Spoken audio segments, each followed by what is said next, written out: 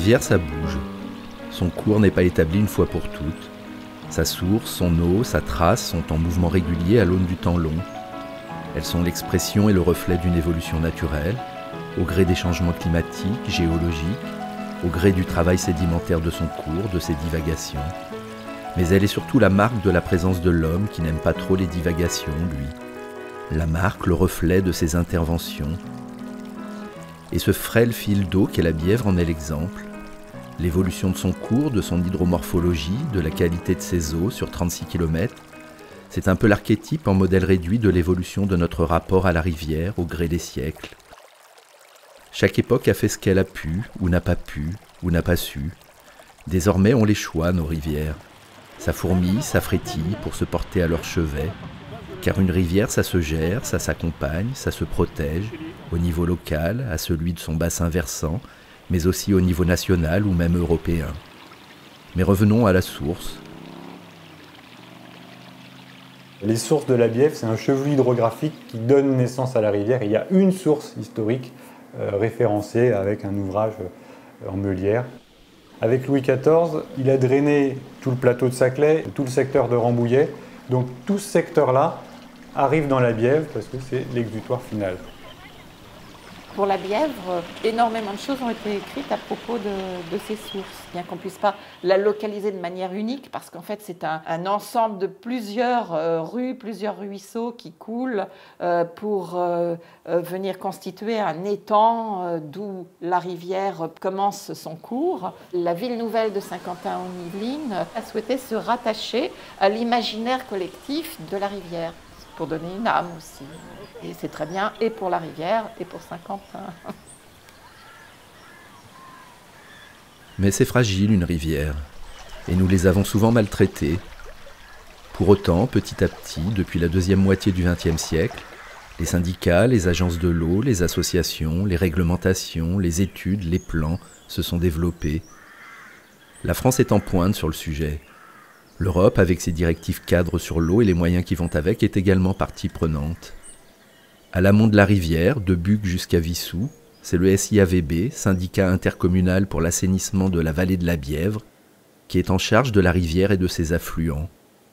Le SIAVB, nous on est là depuis 1945, avec une vocation initiale d'assainissement et d'éviter que la Bièvre soit canalisée et enfermée comme elle a eu le droit jusqu'alors progressivement partant de Paris, puis plus ça allait, plus ça remontait.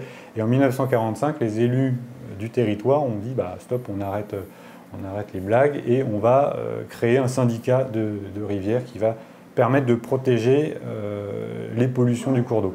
On va récupérer les eaux usées des communes qu'on va mettre dans un collecteur spécifique qu'on envoie en station d'épuration pour éviter que tout soit rejeté dans la rivière et qu'elle connaisse un futur comme Laval a eu, enfermé, canalisé, et puis on n'en entend plus parler. À partir de 82, où on a une crue référence type 100 ans, on va mettre des ouvrages un peu hydrauliques, du béton, des bassins, quelque chose qui va quand même contraindre la rivière, mais qui va protéger contre les crues. Et après arrive cette vague de l'écologie c'est mieux, on va pouvoir faire les deux ensemble et travailler la rivière en même temps qu'on va protéger contre les inondations. Travailler les deux, c'est redonner plus de liberté à la rivière, plus d'espace d'expansion, afin qu'elle retrouve une hydromorphologie et un fonctionnement plus naturel, mais en se préservant malgré tout des inondations qu'un territoire urbanisé ne peut se permettre. Et les méandres et berges en pente douce de réapparaître en lieu et place d'un lit canalisé, aux berges parfois bétonnées, barrées de seuils et de vannes obstruants. Une rivière doit vivre, une rivière doit couler. Les travaux réalisés par le SIAVB à Igny en 2019 en sont l'incarnation. Avant les années 80, la rivière elle devait passer à travers des zones de champs. Là.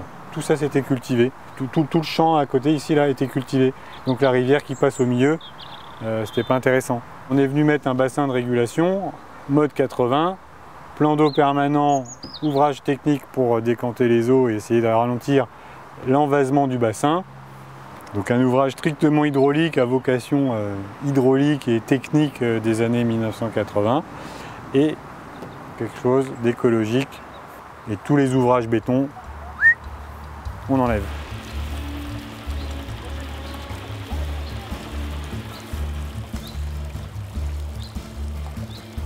Le SMBVB, syndicat mixte du bassin versant de la Bièvre, est une plus jeune pousse que son compère, le SIAVB. Il a été créé au début des années 2000, dans la continuité du mouvement associatif. Il est maintenant en charge de l'élaboration puis de la mise en œuvre du SAGE de l'ensemble du bassin versant de la Bièvre. SAGE, ce doux acronyme qui signifie Schéma d'aménagement et de gestion de l'eau. Ces schémas sont devenus les stars incontournables de nos rivières. Ils planifient, recommandent et encadrent. Le SMBVB, c'est le syndicat mixte du bassin versant de la Bièvre, qui a été créé dans les années, au début des années 2000, 2003, 2004, sur demande d'une association initialement qui s'est constituée pour réouvrir la Bièvre qui a été polluée pendant des années. Dans ces années-là, un des premiers projets de réouverture sur la partie aval du territoire, c'est ici, au Parc des Prés, à Fresnes, un site qui devait être initialement réservé à un promoteur, donc pour un projet immobilier, et qui a finalement été préservé, notamment par des associations de riverains, les Amis de la Bièvre, qui ont œuvré pour la préservation de cet espace-là. Il y a eu beaucoup de travaux de rectification de la rivière en recréant un fonctionnement le plus naturel possible. Avec le Parc des Prés à Fresnes, c'est un vaste mouvement qui s'est mis en branle sur la partie aval de la Bièvre pour qu'elle redevienne rivière. Il faut sensibiliser les élus, montrer ce qui a été fait, ce qui va se faire, le formidable potentiel que ce réenchantement de la Bièvre apportera à nos villes, les embarquer dans ce long et lent processus à rebrousse-poil de ce que l'on avait fait pendant des dizaines et des dizaines d'années. C'est ce cap qu'il va falloir garder.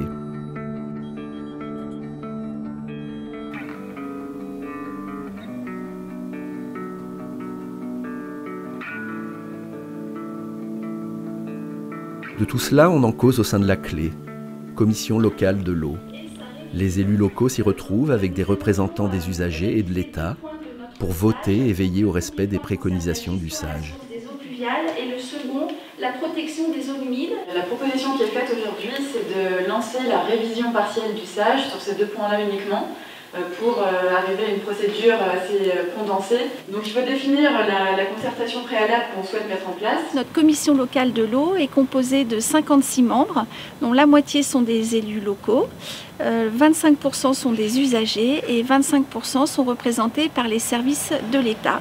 Notre mission à la Clé et ma mission en tant que présidente, c'est de fédérer et de faire avancer progressivement les différents dossiers. Et nous y parvenons, dans la joie et la bonne humeur.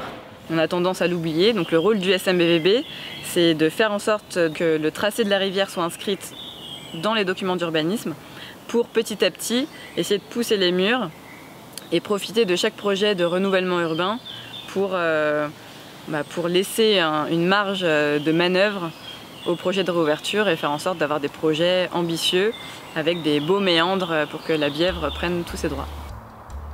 Dans la continuité du Parc des Prés à Fresnes, la Île-et-Rose a vu également la Bièvre sortir des ténèbres le long de l'avenue Fouquet. Et sous la férule de la métropole du Grand Paris, qui prendra la suite du département du Val-de-Marne, d'autres secteurs seront également réouverts, à la Île-et-Rose toujours, à Antony, à Cachan, à Gentilly, ou même à Paris, dans le parc Kellermann, initiant ainsi le retour de la rivière dans la capitale. Comme pour Antony, le marché vient d'être lancé, donc les réflexions commencent. Donc on espère des scénarios pour le mois de mars. Le bureau d'études qui travaille dessus aimerait bien plutôt le faire passer vraiment en centrale du parc pour valoriser encore la Bièvre. L'idée ce serait de lui redonner une place vraiment dans le parc. Au fil des siècles, les rivières en ont vu de toutes les couleurs.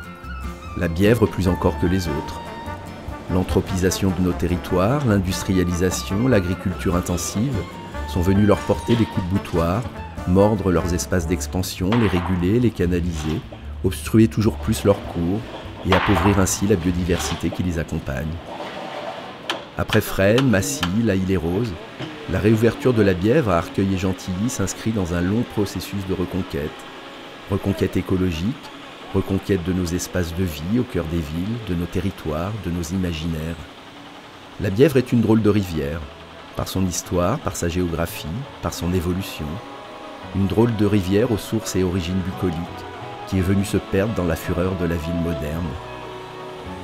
Elle tente de reprendre place, consistance et vigueur au cœur de cette même ville qui l'avait fait disparaître. Elle sera là, nous serons là, C'est fragile, mais c'est beau le retour d'une rivière en ville. Il faudra qu'elle poursuive sa route, trouve son chemin, et c'est prévu. Enfouie ou à découvert, par petites touches, à Cachan, Gentilly, et même à Paris, pour enfin rejoindre la Seine, comme au bon vieux temps,